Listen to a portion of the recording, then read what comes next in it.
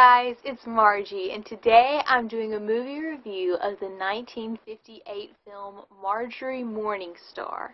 This film starred Gene Kelly, Natalie Wood, Ed Wynn, Martin Milner, Carolyn Jones, George Sabayan, Martin Balsan, and Jesse White. To kind of give you, hopefully, a little connection to a couple of them, Ed Wynn was a famous comedian or character actor, like back in the 40s, 50s, 60s, that kind of thing, and he was in Mary Poppins.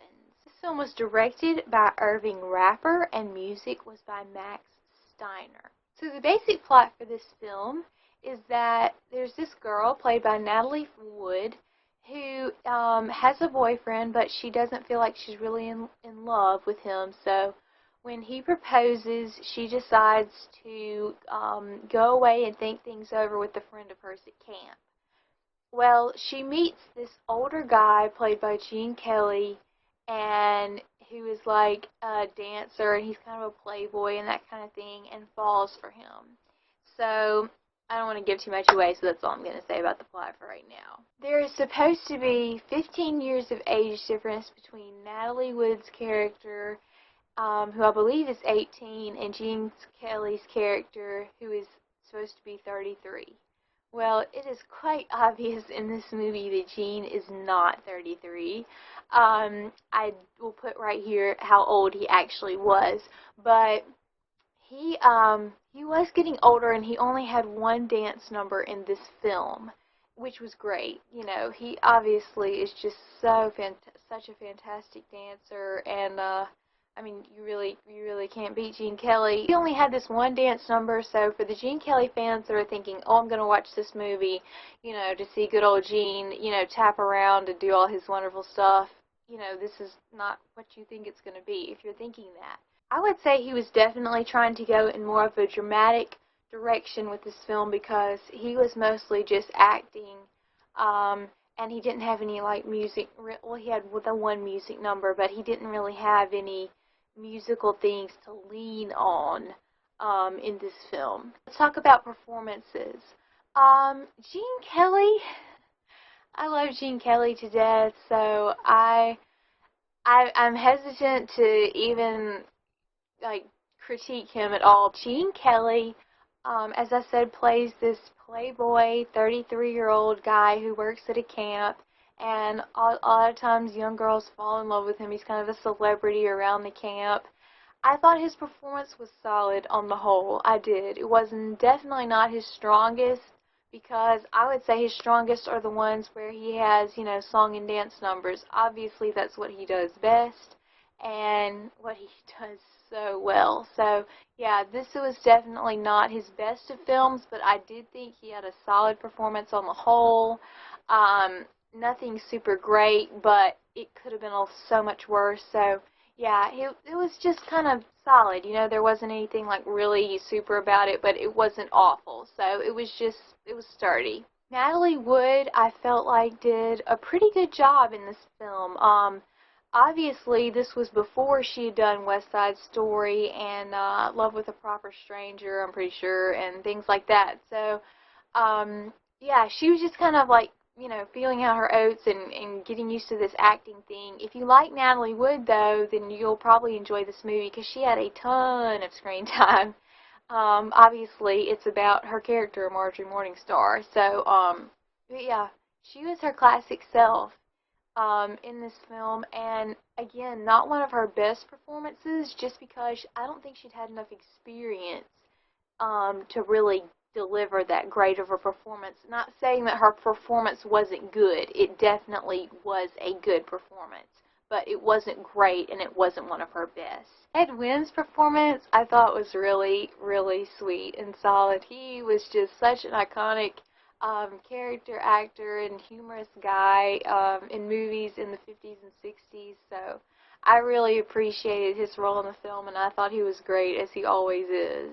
Millionaire, Carolyn Jones, George Sabayan, and Martin Balsan were all solid, I felt like, but I don't really remember very much of their performances, other than that they were pretty solid on the whole. However, I did want to make a special comment about Jesse White, because, as many of you know, he was in the film Harvey with Jimmy Stewart. And I thought he was great in this movie. He didn't have a lot of screen time and he didn't have a great role to go with, but I just really like the general support that he is always adds to the cast that he's a part of. He just supports everything and just ties it together. Similarly to Edwin. Directing, I thought was,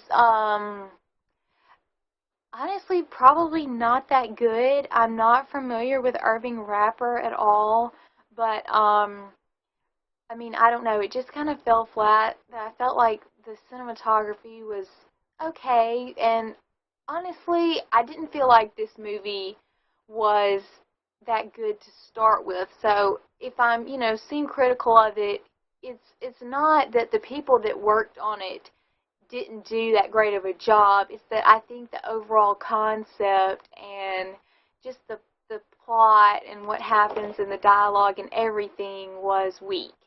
So I hate to, fault Irving because of, the project that he was handed, because I don't think it was that good to start with. I think he could have done a lot of great things with it, but I felt like he did okay.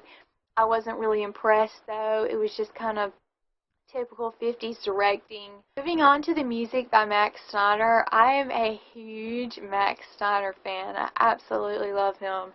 So, of course, that was one of the main incentives for me to watch this movie, as along with Gene Kelly. And I thought the music was great. It's not really that memorable, but if you had changed the score or cut it out, it would definitely pretty much ruin the film, I would say. I mean, it's not like one of my favorite scores by Max Steiner, but it was definitely solid, and he is was such a solid composer in general. So yeah, I absolutely love him. Moving on to the Parents Guide. There is no language in this film at all, like nothing. So in that area, squeaky clean. And, I know some of you people are probably like, it's the 50s, of course there's no language. But I still feel like I need to address that, just to reassure you or whatever, if you're a parent. So no language. I mentioned before, Gene Kelly plays kind of a playboy. So they kind of go into that a little bit, but then there's a little bit of sexually explicit dialogue, and then like between Natalie's mother and father, they're like, oh, well, like, what are Natalie and her boyfriend doing outside on the doorstep? Like, it's just a little feely, like you kind of know what they're talking about. There is one particular conversation between Edwin and Gene Kelly's characters that is literally slam-packed full of implications about the fact that possibly Gene Kelly's character is trying to seduce Natalie's character. As I mentioned, he's a playboy, and he invites her over to his house. He's got wine, he's got music. I think she's like 18, so, and she's got stars in her eyes, and Edwin is basically like, hey, pal. No. So, yeah, that is, like, riddled with, like, they never say anything, but you know what they're talking about the entire time. You're like, uh-huh. So, yeah, I mean, I guess little kids are probably not going to catch on to that. As I mentioned before, there's 15 years of age difference between these two characters, and you could take it as later in the film. Well, okay, spoiler, spoiler. Later in the film, you could interpret it as Gene and Natalie's characters are living together. I don't know. You could think that, or you could not think that. It's never really shown, and it's never explicitly told to us, but it's kind of suggested. So I don't know. It just depends on what you read into the movie about that. Smoking and alcohol and drugs and all that. A little bit, not too much. There's some wine and stuff, but there's nothing really bad. And the same thing with violence and gore. I don't think there's any violence or gore in this movie. So yeah, guys, Marjorie Morningstar from 1958. I didn't really have any expectations going into this movie. As I said before, the only real reason that I watched it was to see Gene Kelly and hear Max Steiner. I did enjoy the film, but I felt like it had a lot of pacing problems in that I think it is 2 hours long. Yeah. So, which was, pretty unusual. I mean, most films, like a lot of films in the 50s and the 40s and, that whole era were like an hour and 30 minutes, an hour and 40 minutes tops. So, yeah, this was a long one, especially for that time period. And I felt like it did really, really drag on. There were scenes that I was like, okay, you could cut that, you could cut that. I mean, it's not so much that it really, like, the scenes themselves are boring. It's just like considering the overall thing of the movie. It's like, oh my gosh, 2 hours of this. Like, this is gonna last forever, and it kind of did. Would I watch this movie again? I'm gonna say no, guys. Gene Kelly fans, you will like, I would say that you should watch this movie. As I've said before, if you really, really love an actor or actress, you want to try and see almost everything that they've done. So that was my reason for this, is because I'm a Gene Kelly fan, so I was like, okay, I want to see this movie, and I did. And I'm glad I did. It's kind of one of those been there, done that movies, but it is worth a one-time watch. I'm giving this movie 2 stars out of 5.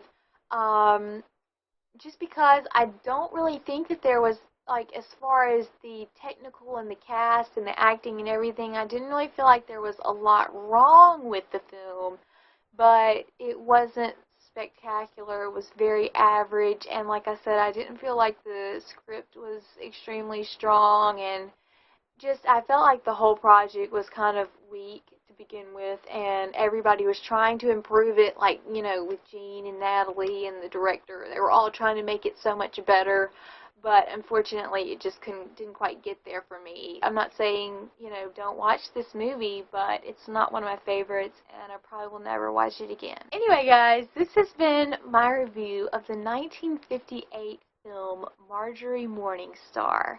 No, and as you can see, I was not prejudiced about this movie just because her name happens to sound similar to mine.